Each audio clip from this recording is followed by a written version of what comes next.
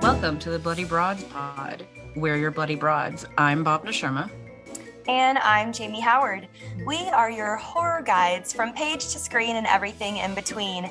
And this week we have our amazing, incredible, talented graphic designer and artist of the show, Jamie the Ink Witch, back on to discuss one of her faves. Jamie, do you want to introduce both the movie and yourself again?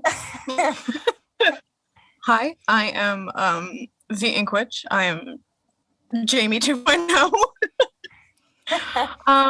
And yeah, so we're going to be talking about A Clockwork Orange. Spicy. It is very spicy. It's all spice. It is all spice. So this movie came out in, is it 71. 71, because there was a lot of stuff culturally that was going on in 1971. But it's a Stanley Kubrick film, which we can talk about at length in just a second, where this falls in his other movies. But the book came out, was it 68, I believe? 63, I want to say. 63. I probably had that written down and then just can't read my own handwriting. Hold on, guys. I got the book. Give me a sec. Bhavna has it right in front of her, so we're gonna check. 62. 62. Okay. Ooh. Yeah. I thought it was about a 10-year gap between the book and the movie. Mm-hmm. Yeah, about the same. Yeah, and I found out a couple things rereading sections of the book that I didn't know before that kind of put this in a different light for me. But we're going to just start with first thoughts. So, B, take us away. First thoughts. Okay. Well, I first saw this movie when I was in high school. Becoming that quote unquote film guy, high school kid. Obviously, as you listeners have known, I watched The Shining first at an inappropriate age, and then when I got to high school, that's when I was like, all right, let me check out this dude's other work. And thankfully, I went with this one first, and then Eyes Wide Shut, because I don't think I would have gone the other way around. I would have been like, and I'm done with this guy. His films are dead to me. Yeah, I didn't see Eyes Wide Shut until I was well into my 20s. So good for you. Yeah. And then by that time, Tom Cruise and Nicole Kidman had broken up by the time I'd watched it. So it was even weirder to watch it. Oh, Jesus. But I remember watching it and I remember being like, and maybe just because I was an asshole teenager at the time, not anything like them. No, guys, no, I was not anything like them. But in the sense of a pretentious bitch. We all when listen it came to art. Listen, every 16-year-old thinks that they are the auteur of taste, just chef's hands on both sides. I don't think anybody should be relating to these characters in any way, shape, or form. No, right. no. We'll talk about that, but we all three were like, just no. Immediately no. Even as a teenager, I was like, yeah, no. Yeah. I was a rowdy kid in my teenage days. I'm just gonna put that out there. But I was like, yeah, let's take this as a distance not to be that. Yeah, have this be like the anti-guide to being a teenager. Mm-hmm. But no, when I was a teenager, I definitely I hyped up. I think I personally just hyped up the artisticness of the film to be like, this is cinema, this is art, more than I probably actually felt at the time. And in subsequent rewatches, I was able to calm myself down, but then also have backing up to my opinion on some of the stuff here, because it is a beautiful movie in a cinematic kind of sense. So yeah. But we're gonna dive into that. What about you, Inkwitch? What are your what were your first thoughts? I pretty much saw it in high school. Well, it was one of those things where I remember distinctly that everybody had to do one particular book for English class. And for some reason, I mean, I was like that kid that was like reading basically Interview with a Vampire in like 6th grade. So I've never related to you more. Yes. Like I remember, and I went to, so just a little background story, not that everybody needs to know about my existence or whatever, but I went to a Catholic school. And I remember that I had Interview with the Vampire and they like took it away from me. They were like, "You're a heretic." I was like, "Okay, sure." Yeah, they did not want me reading it at all. Midnight Mass would like a word, first of all. Yeah. Wild. Like honestly, like first of all, and then it was just a wild experience being in that school. But so when it came down to it, like I was reading all these books that like I shouldn't have been reading, and all that fun stuff. And I got into high school and I was just reading whatever the hell I wanted to read. So when they were like, "Oh, you need to read this for this report," I was like, "Can I not? Can I do a whole different book?" And my teacher was like, "What are you thinking on doing?" Because it was like book to movie, something or other. And I was gotcha. like, "Let me do Clockwork Orange." And she was like, "Okay." She gave this look of like, what the hell? No. So I decided that I was gonna do that book, but she let me do it, and she was kind of like blown away at like how I meticulously pulled it apart and put it together without making it obscene. Shout out former gifted kids. And now look at me. I'm a burnout. Look at us now. I think that's so relatable though, because I mean, I was kind of in the same boat. It wasn't Catholic school, but it was extremely strict Christian private school. And like, oh yeah, definitely was reading books that I should not have been, I think theme wise. So, okay, let me see. So I didn't read the book until, oh my gosh, it was later in high school. But I saw bits and pieces of this movie through the magic of the internet, early to mid 00s internet. And then I finally saw all of it, I want to say was around the same time I started high school. And my only, I make the joke all the time, great gowns, beautiful gowns, in the words of Aretha Franklin. The design on this movie is impeccable. Like the outfits that the Droogs wear, iconic. I'm not gonna like even go there. Those are great. Oh yeah. It's really good at applying a layer of hyper realization, uncanny valley, slick to the whole thing. It's a Stanley Kubrick film. Of course it is. Like everything is kind of hyper stylized, almost at a distance. But substance wise, there's just so much to unpack. It's like getting you think you're gonna get a candy bar and then you unwrap it and it's like 14 layers of like health food or something. I don't know. It's not a Kit Kat. No, you know what it is? It's the equivalent of seeing a chocolate chip cookie and then biting it. It's oatmeal raisin. That's exactly. Oh my god. That's yes. it. You know That's what? it. The funny thing The is devil's like, chocolate chips. Yeah. The devil's chocolate chips. It's nature's candy in the words of moms everywhere. So then do you smoke the devil's lettuce and then have the devil's chocolate chips? Is that how it's supposed to work? I don't know if I want to tell this story, but at the same time, I feel like I have to just because it was so perfect. I mean, the go fact for that it. My friend one time made a bong out of an apple. So, because for some reason, stoners can do everything. Once they put their mind to it. Like you want to make something out of it. Don't worry, I got it. Somehow they'll do it. So, there was. My friend was so stoned. I looked and I was like, "You're smoking the devil's lettuce out of the forbidden fruit." And it took them like 0.5 seconds. And then all of a sudden they went, "Ah!" The delayed stoner like comedic reaction is always great.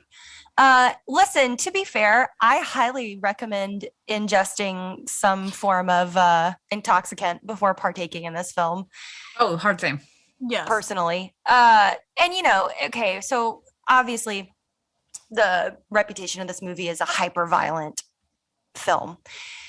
I don't disagree. I will give the kind of addendum that it's hyper violent according to the year that it came out, not by necessarily 2021 or 2022 standards. Agreed. Yeah. I don't know. How did we feel about the stylized violence? But I also feel like in a sense though, I'm trying to figure out the right wording. It's what it is yeah, it's violent, but it's triggering violence that we don't have today. Yes.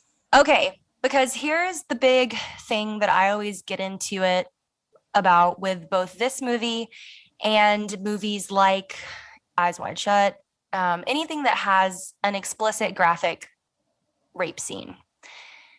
If you have never seen this movie, we are mostly going to talk about the themes in it, less so the plot. So this is actually one of the few episodes where I feel like we don't have that many spoiler warnings to give. But I feel it is very important to bring up exactly what Jamie said. Triggering is the 1000% correct use, verb, word, adjective for this movie, because there's multiple sexual assaults that happen back to back to back, 2 specific instances of rape, and we only really get one that's kind of fully realized, and it's close up. And I have a lot of feelings on what rape actually means, especially when it's portrayed in film and television and stories in general. But my God, isn't her name Lucy? Am I thinking of the right character? Lucy was the milk machine, literally at the milk That's right. bar. That's right. Yep. That's right. Sorry. Like I said, Isn't it Dim that goes up to her and's like, "Hey, Luce." Yeah. Hello, Luce. Well, and they all have such iconic voices, and we'll get into their slang and stuff too. But I mean, Malcolm McDowell's voice. That's it. Yeah. Oh my gosh. Him, I feel like any other actor doing that would be annoying, but he was so perfect for this role. But the rape, even though we do cut away from it, and I'm blanking out on her name, that character's name. Are you talking about the author's wife? Yeah. Okay. Yeah.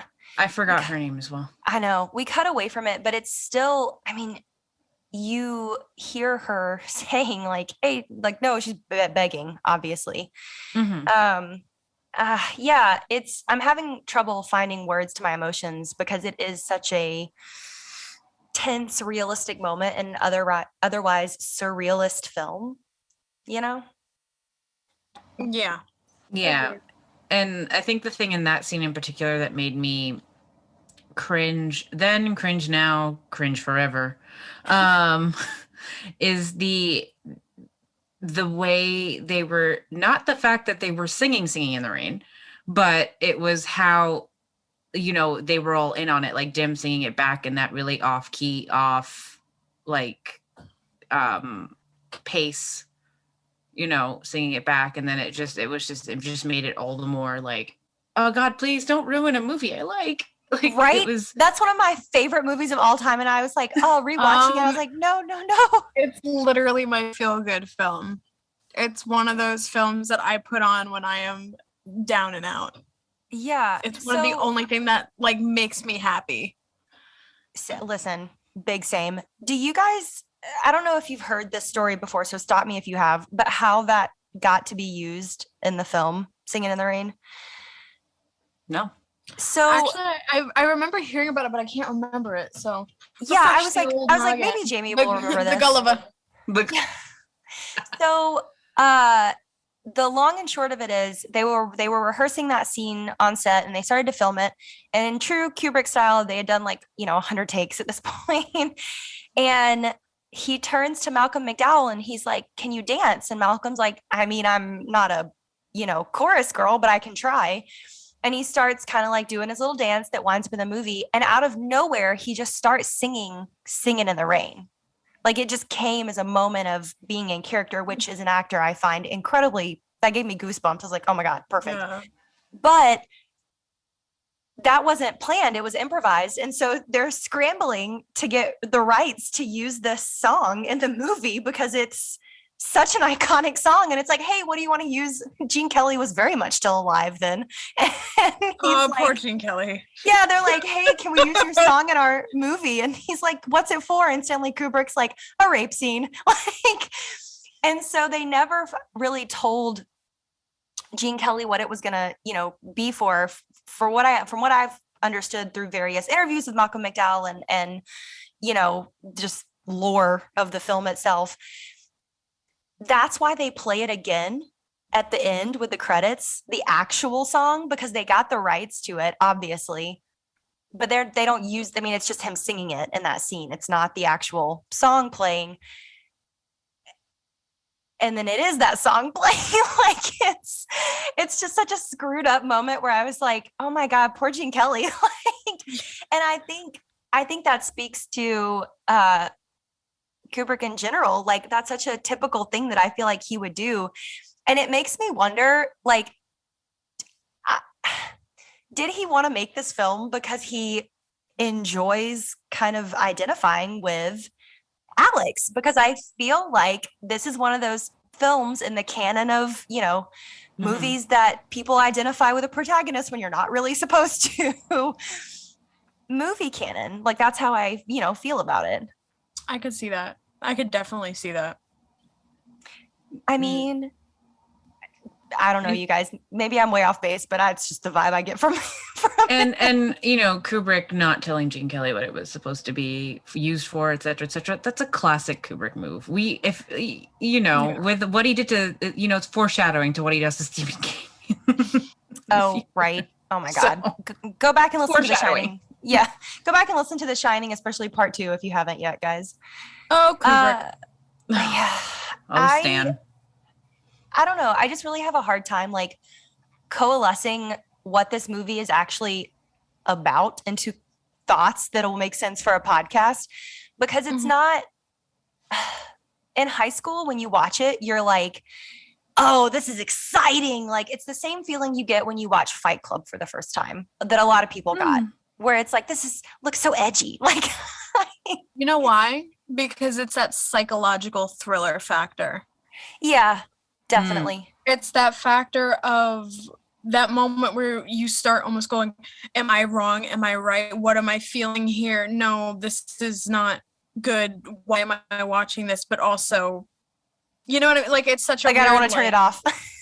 Yeah, it's such a weird feeling in the sense of like, and I think especially because I find them, obviously most people have kind of watched it in their teenage years and their formative years, where it's kind of like, even then you're like, oh man, oh boy, oh no. Wrong person watches this movie. Yeah, listen, the wrong people are out here identifying with the wrong characters. Like, I'm nice to Bobby. I give him a chocolate bar every day. Oh my God.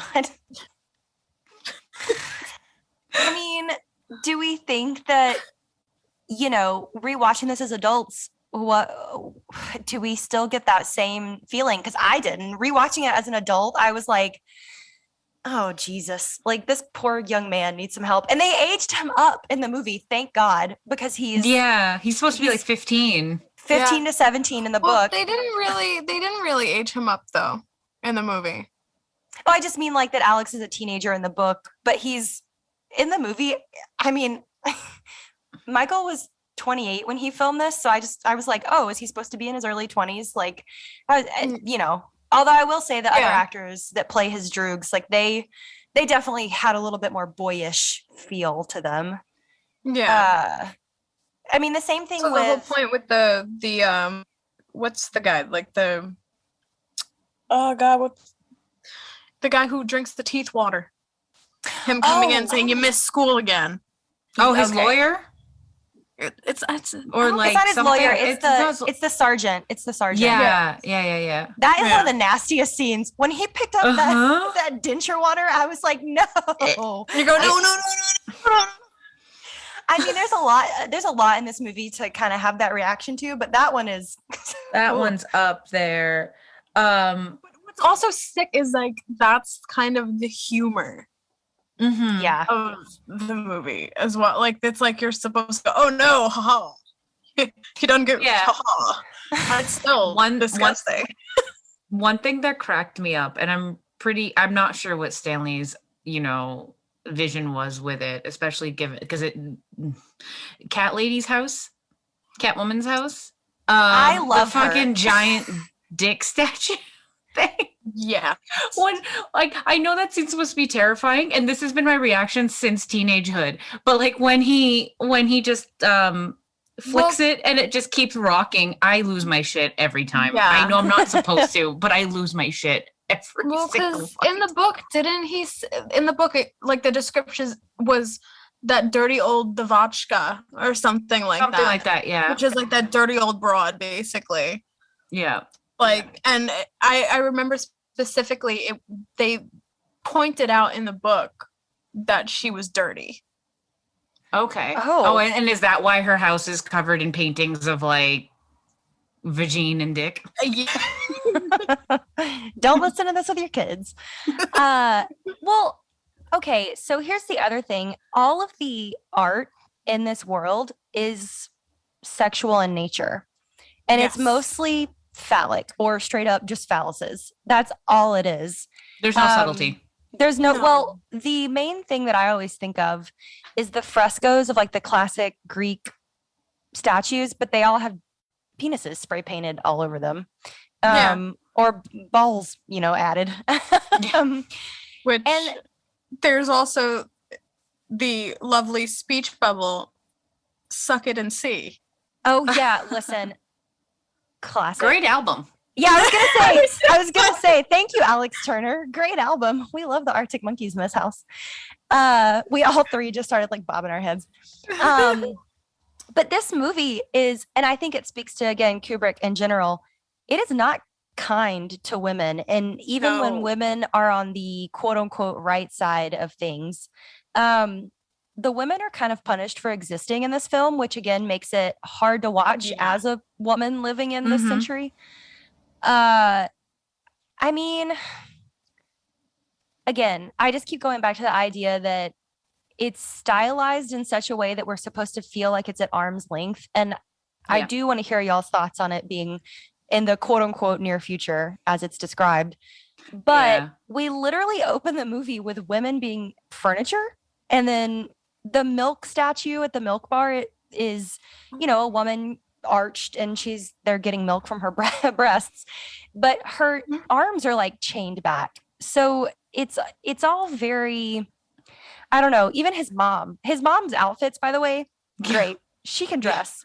That red like vinyl look she had at the end. Yeah. Great. Love it. Classic. Love it. Yes. Her leather like jumper dress. Anyways. Yeah. Yeah. I think I'm going to wear that to the grocery store next week. Yes. Excellent. Listen, you know me, I'm always going to advocate for dressing up just to go places. But this film is just so, and again, y'all know me, I love slashers. So like, it's not the violence I have a problem with. It's how it's portrayed and who it's portrayed happening to.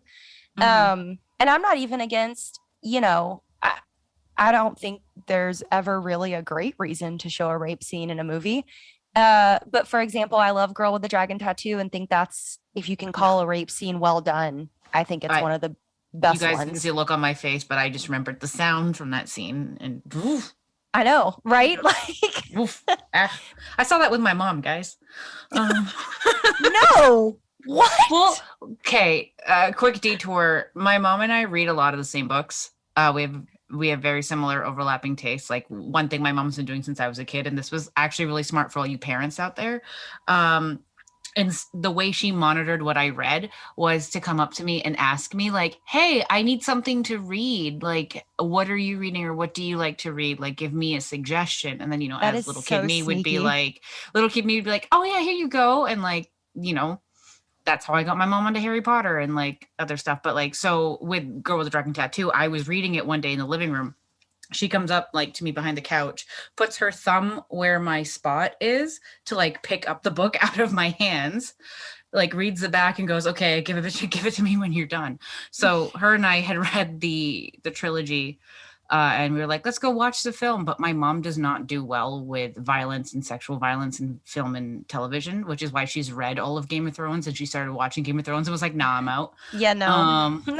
She's like, I can read about it because my mind will filter it out for me, but I can't watch it. But watching that scene, ugh. But this is also one I would never watch with my mom. Yeah, absolutely not. Well, and don't y'all, I mean, maybe this is just me, but that's kind of how I feel about a lot of the violence in this movie, is that it's always it's almost Hitchcockian, and that we don't actually see as much as we think we're gonna see. Agreed. Yeah. There's you don't like watching it, because I hadn't watched this in a good few years. So I did, not that I forgot what happened, but it's like I remembered things as being more hyped up when I watched it previously. So like, for example, I remembered when he's having his programming done, I remembered the scenes being a lot like what he's watching on the screen being a lot more violent, including the gang rape and whatever else that's happening. But like in my rewatch, I'm like, oh, okay, maybe it's just because like violence on film and rape on film and all that kind of stuff has like come such a long way. I'm like, I've seen worse things on SVU on primetime. Like, well, and that's kind of how that's kind of how I felt about it. But also, I don't ever want to watch this movie again. I say never. It's going to be a long ass time before I watch this. It just put me at this unease. I don't know. Yeah. Jamie, what draws you to this movie, I guess? Because I was like, wow, I need to pick her brain about this as soon as I finish rereading it. It's kind of weird because I just really enjoy that psychological factor. Like I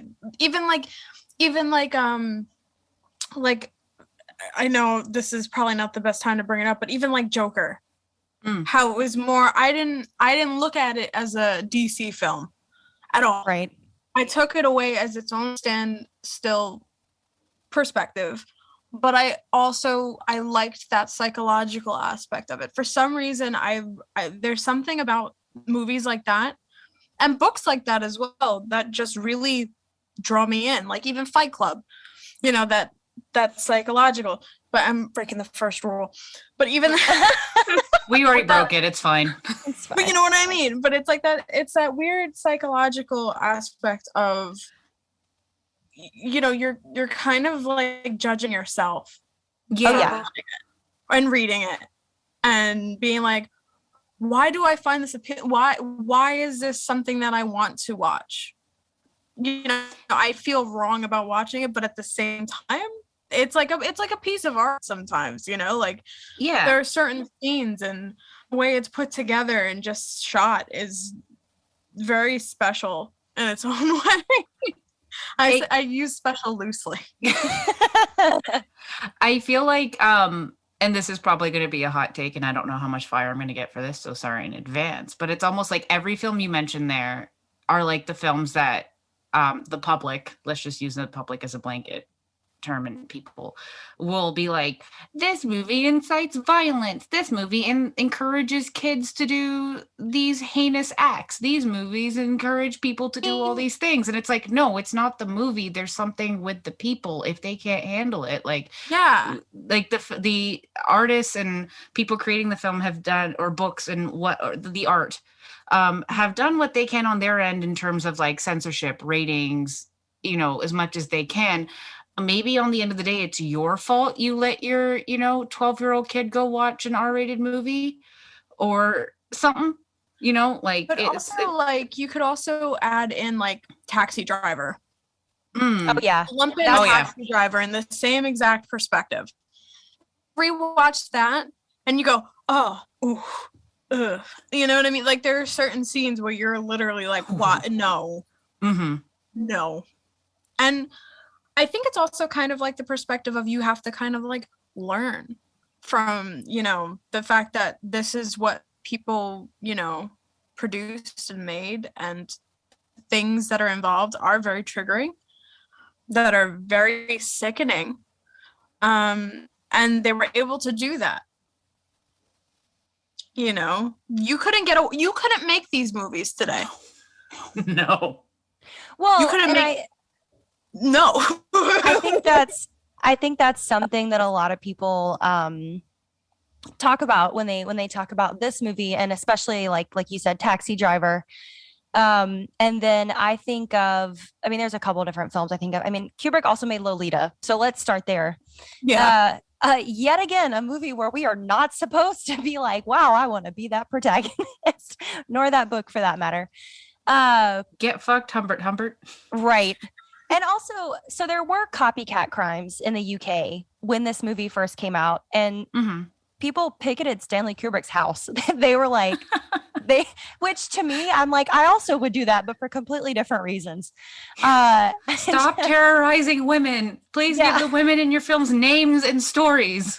So, and again, and I have a funny, not funny, but just typical Kubrick story to connect into this thought.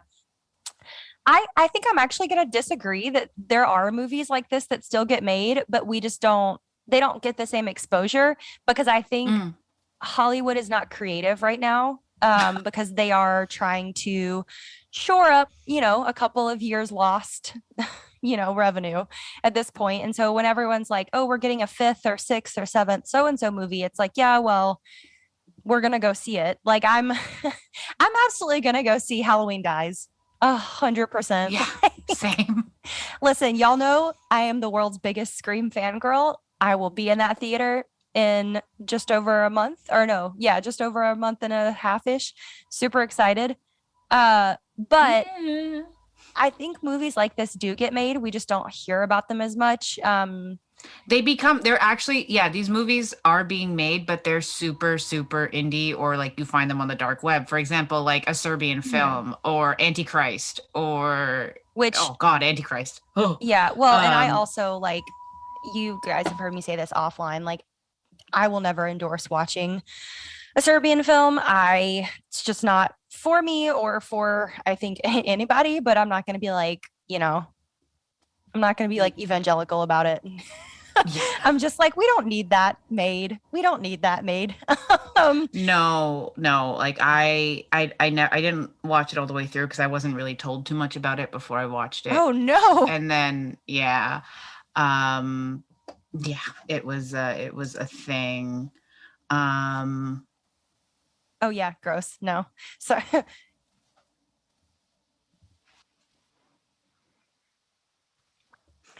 Oh man, no, that movie was gross. And what you guys missed on the video was I was making a like cut it out kind of emotion, but it looked like a jerk off motion. So I was like, Bob, that's disgusting. Like I didn't even and I'm like, I know it's disgusting. It's a disgusting film. This is what happens when I'm just like in the moment where I'm like, yeah, that movie is just, I've never seen all of it. Whatever. But back to the point, these films are being made, but they're not getting the exposure. And arguably both of those films have scenes that squicked me out far worse than Clockwork Orange or anything Kubrick's done, to be honest. Kubrick fucks with my head more than he does visually. That's his thing. He fucks more with my head than he does with like me being like, oh, look at that graphic scene of graphicness. Because even like, you know, fake blood technology has gone such a long way, because going back and like even the scene where Alex is in when he gets arrested finally and his like nose is bleeding, and I'm like, that just looks like strawberry pie on the ground. Oh, I know. But again, it's like, it also makes me think of Full Metal Jacket, because I have seen that movie many times. It's honestly one of my favorites of Kubrick's. Again, it's the context is like 99% of everything. But there are things in that movie that absolutely make me uncomfortable, absolutely bother me. Do I think it's still a good movie? Yes.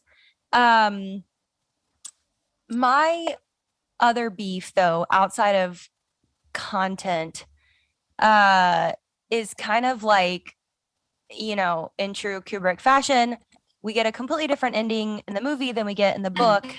And Jamie, I know you probably have lots of thoughts about this. And I was so excited to talk to you about the ending because I was like, okay, I need someone who has like done the homework to talk about this with, because I feel pretty strongly about it that they shouldn't have changed the ending. I've agreed. I mean, because the truth is that the whole point is to show that he grew up. Yeah. To show that little Alex DeLarge grew up. Like, you know what I mean? Like, that's the whole point. And him chopping that. Also, it's funny because, long story short, I came into work one day and my boyfriend looks at me. He goes, "Did you know that the Clockwork Orange people are in Looney Tunes?" What? Yeah. So apparently, this is why I'm adding this into this, because I got him to watch it with me.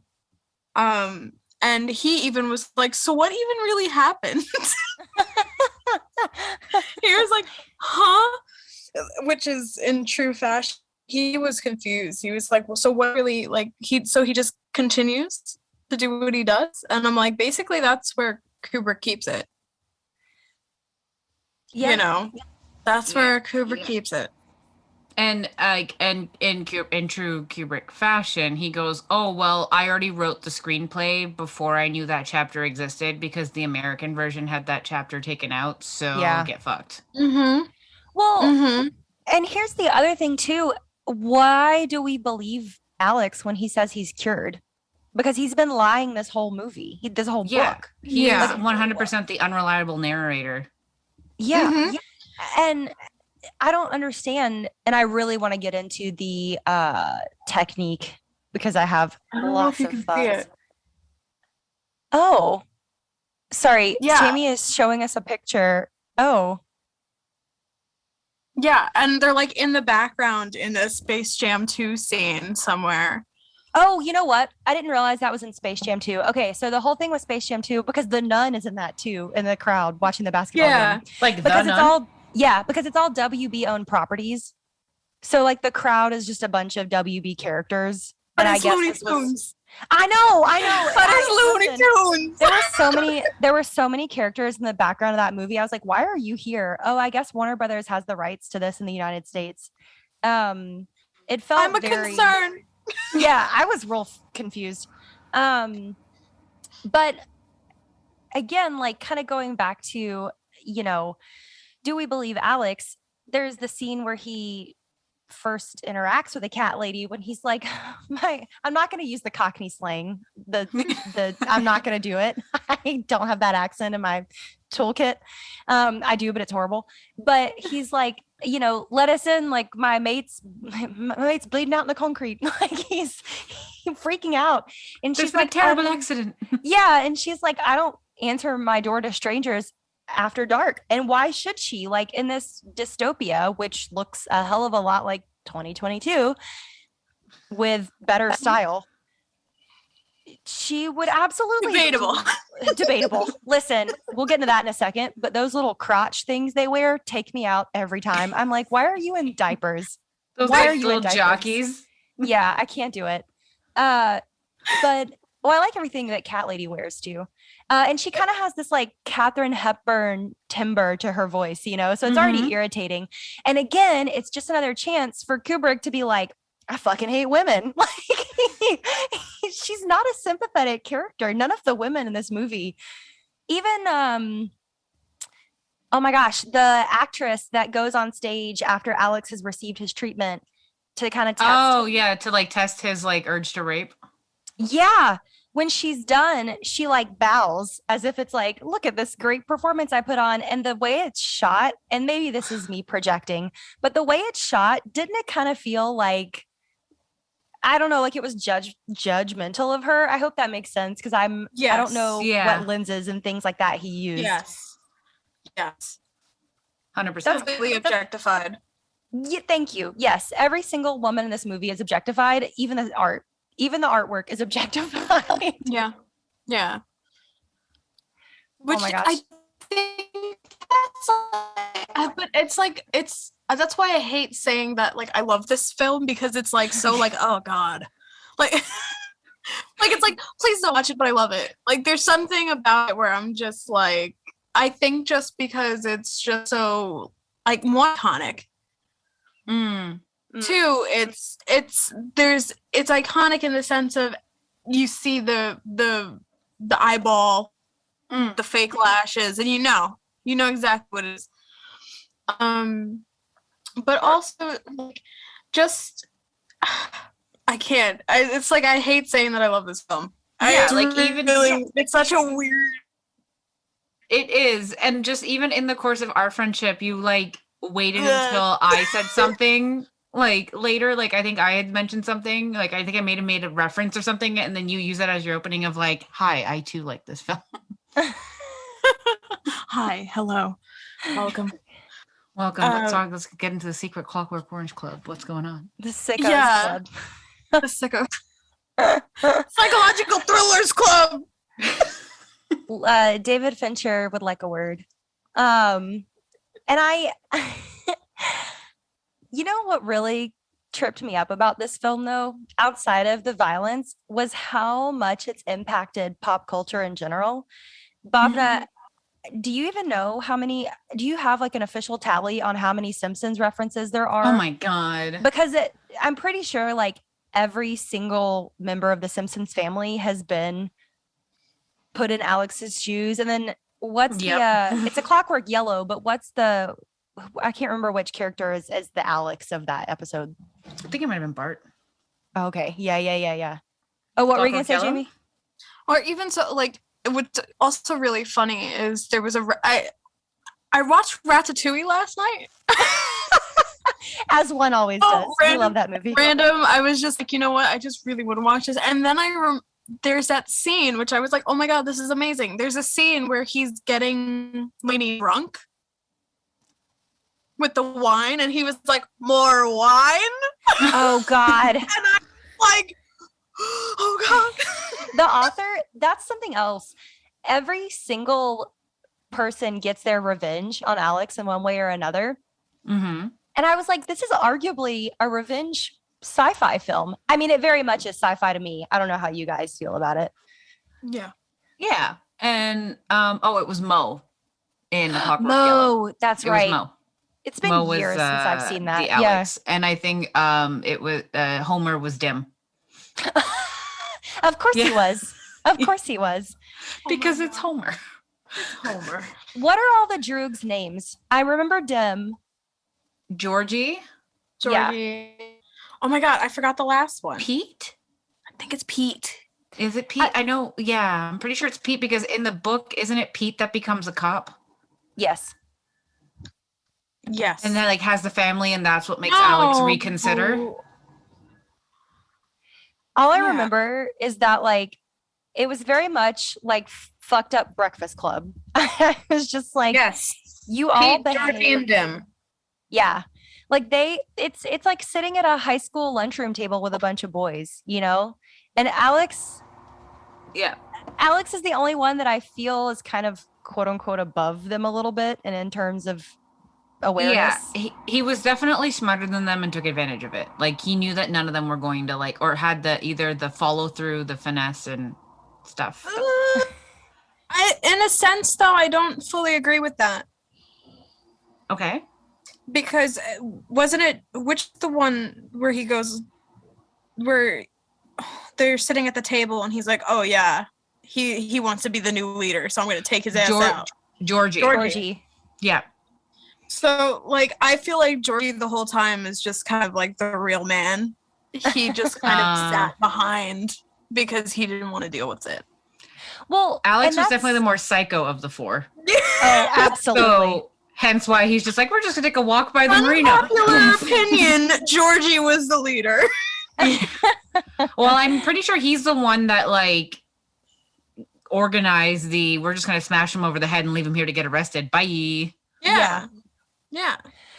So And that's so interesting that you feel that way, Jamie, because that even adds to the mythos of this being Kubrick's version of Richard III. Oh shit. Yeah, and I love Richard III, the play, the adaptations, all of that, including House of Cards. No, he was Richard II, wasn't he? No, he was Richard III. Here's the third. He was the third. Ben Whishaw. Ben Wishwash. Yes. I called him Paddington. We respect Paddington in this house. Listen, I called him that by accident one day when I was like super, super sleepy, and now it's just kind of stuck. I would I'd be Little like, mom, let me whisper in your head. let me whisper in your head. It'd be like, oh wow, I already thought all this stuff about me. You didn't have to actually prove it. Okay, Right? bye. Like if I had if you had super low self-esteem, that would be the KO. Like that would be so bad. Insert a shot of bathroom door and just inside, I'm fine. Just go. Or like that scene from like the one from Family Guy where Peter's just in the bathroom drawing on the mirror with the lipstick. Oh, that's very Boy Meets World of him. Yeah. Oh my God. Woo, we just got a little darker than usual. I know. Bhavna, most my impactful scene. Like, I just might be fucked myself, but most of the violence in this didn't really like squick me out, and I found the rapes to be not the one of the author's wife, but all the other ones to be unrealistic to the point where like I'm just like, what are they doing? Just wiggling around on the ground. Like, I mean, I got the power aspect of it, but like the just watching the scene didn't really like make me go, oh God, what am I watching here? So like none of those really were impactful on me. The one that was impactful for me, and I mean like an evergreen kind of way, is when Alex decides to take Georgie out on the marina. Oh. So when they're walking and he's just like, all right, cool, we're gonna go along with your plan. I'm not acting any differently. All right, cool, let's do this. Yeah, no, fuck you. And like shoves him into the water and then like shoves the other ones in, and like it's that whole slow-mo, whatever. And like Dim's asking him for help, and then he like cuts him up and all that chaos that ensues. That's the one that got me up, because that's when I was like, oh, you don't fuck with this person. Like you really, like, he will go all the way if he wanted to, because he even points out after when they're sitting there, like, they were fine. I wanted them to be, but they were only fine because I wanted them to be fine, essentially. It was like, now they know who's boss. Yeah, it was very Frank Underwood. Yes. I mean, again, this is why I agree with the line of thought that this was kind of Kubrick's take on Richard III in terms of how this was shot and how he stylized the characters, because I'm a huge House of Cards fan, other actors involved notwithstanding. Yes. And Stamper for life. Oh, he's such a good actor too. And so is Corstal. Yes. But anyways, the idea that he's toying with them in this cat and mouse way because he lets his facade slip when he wants it to, because that's the only time it's, beneficial to him. And again, that's why I keep going back to this idea that I don't think he was really cured in the end. And that's going to be part one of my hot takes as we kind of start to round out our thoughts of this very scattered movie in general. This movie was it's hard for me to explain other than like just telling people the plot, what it's quote unquote about. But I don't think he was really cured. I think he had a mask on, his social mask to fit back in. Now, do I think he got sick? Yes, I think he really did get sick. I think I always jokingly call it Livin' La Vida Loca, but isn't it actually like Ludovica? Yeah, Ludovico. I call it Livin' La Vida Loca as a joke, but there's the iconic scene that even if you've never seen this movie, you've seen the picture of him in the chair with his eyes strapped open. Okay, another moment on set when Kubrick was just an asshole. You're not supposed to use those if your patient is not laying down flat. Oh, yeah. Malcolm McDowell's like sitting in this chair for hours with his eyes, pried open. And that doctor that's giving him eye drops is an actual doctor they had to have on set. for safety Yeah. measures. Oh, thank God they actually had a doctor. That's more Right? than I expected from Kubrick. Right? I was like, good for you, buddy. I'm glad you did that one thing correct. So to me, yeah, slow clap. To me, I just don't. Alex is the ultimate unreliable narrator, like you said, Bob. I'm just like, this is so. That's what's and it's so funny you said squicked. I haven't heard that word in so long. I'm an internet old, guys. Yeah. Do not recite the old magic to me, witch. I was there when it was written. I was squicked out by him and the nonstop kind of force feeding of violence. Like even if it wasn't hyper realistic, even if it was cartoony, like at some point you're still sick. Like it doesn't matter if the buffet is proteins or candy bars. Either way, you're gonna feel bad afterwards. And I think that mostly I'm surprised that this hasn't been remade yet. I really think that Evan Peters would play Alex. That's kind of a given. Yes. 100%. But my, I guess, kind of closing thoughts on this are, I do understand why people enjoy it a lot. And I don't want people to mistake criticism of a film of me being like, no one should ever watch this movie or anything like that. It's not my flavor of horror cocktail. And I do generally enjoy psychological thrillers, psychologically kind of movies that play with your mind, for lack of better description. But there were just so many opportunities in this film to actually get at the idea of Alex is just a bad person and everyone in this movie is a bad person. And hey, it turns out you could all be bad people in real life, but you're actively choosing to be a better person because you have free will. They could have explored that so much more and they didn't. And I was just really disappointed. I was like, oh man, I really wanted them to get into this. Other than that one line by the chaplain, free will. He has no literally. free will.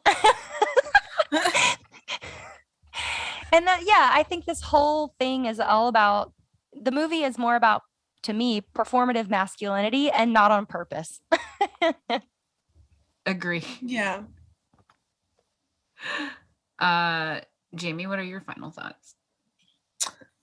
Final thoughts. I mean, it's kind of hard for me to even put it into words because, like I said, it's just like, this is one of those things where you just really don't even want to say you enjoy it. It's like, it just feels wrong. Oh, so wrong. But, I think it's one of those things where it's like, overall, it's just, I personally have always just really enjoyed that psychological pick apart things in a movie. And this is one of those things. I mean, even in the book, there's so much to pick apart and, basically, figure out like, okay, what's going on here? What's going on in this person's head? Why are they doing this? Et cetera, et cetera. You know what I mean? And do I want to know why they're doing this? I hate that I like this film. I hate that I like this book, but at the same time, I like the brain games that come with it. I guess you could put it simply, the brain games. Isn't that a show on Nat Geo or something? Brain games? Might be. Yeah, where they like get people to solve puzzles. Anyways, sorry. That was the ADHD recognition lighting up in my brain. Bing, bing, bing. Got it. Nah, but definitely. And I also like kind of how, in a sense, like, it's kind of a weird tale of growing up and how reading this in high school and watching this in high school and now watching it and reading it, how you go, oh shit, I grew up. Well, I guess this is growing up. But like, I think that's kind of like the allure of it too, is like the way it kind of ages with you in a sense, like where you go, oh. Like, oh, that's so funny. Jamie, do you like SLC Punk? It's a Matthew Lillard movie. So I love that movie. And this, to me, that's it's like I'm SLC trying Punk. to think. Hold on one second, because Yeah, IMDb I'm it because I'm sure you've seen it. It's my I'm sure I favorite have.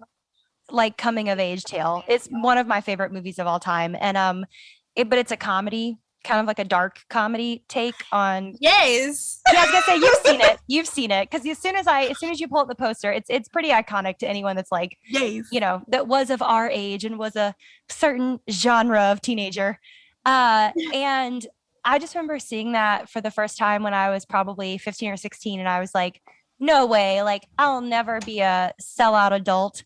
And thankfully having a creative career, it's not as big of a change, but there is that shift of like your priorities change. You grow up and realize how silly it is. And I think SLC Punk takes from this film a lot theme wise and sort of that chaos of we're going to be violent. But they don't rape anybody. And thank God. And then there's also things like, you guys know me. My brain is just like a web of this reminds me of this, reminds me of this, reminds me of that. So there's a scene in Hannibal, which is, it takes me out. I love that show so much. Same.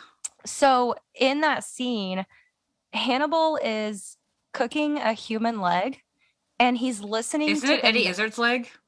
Yeah. And he's listening to the Ninth Symphony. And I always wondered if Brian Fuller did that on purpose. And I'm sure he did. I'm 100% sure he did because it's Brian Fuller and he does not miss a single moment to put a reference of something in there. But especially not a horror something. Yeah. So yeah, I think we all have kind of summed up more or less what we're feeling. This movie is one of those ones, again, like you said, Jamie, where you're like, the people who say that they love it so much and it's the best thing they've ever seen, they make it their whole personality. I'm always like, pump the brakes. Let's talk about this. But I don't think I don't want people to ever misconstrue me not enjoying something as being like, no one can ever like this thing. That's like the opposite. But yeah, Jamie, would you like to plug yourself? Where can the people find you?